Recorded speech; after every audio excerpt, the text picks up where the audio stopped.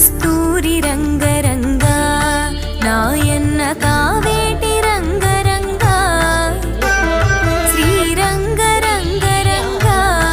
నిను బాసి నేనెట్లు మరచుందురా కంసుణ్ణి సంహరింప సద్గురుడు అవతారమెత్తెనప్పుడు దేవకీ గర్భమునను కృష్ణావతారమై జన్మించెను 7 రాత్రులు చేరిచి ఒక రాత్రి ఏకరా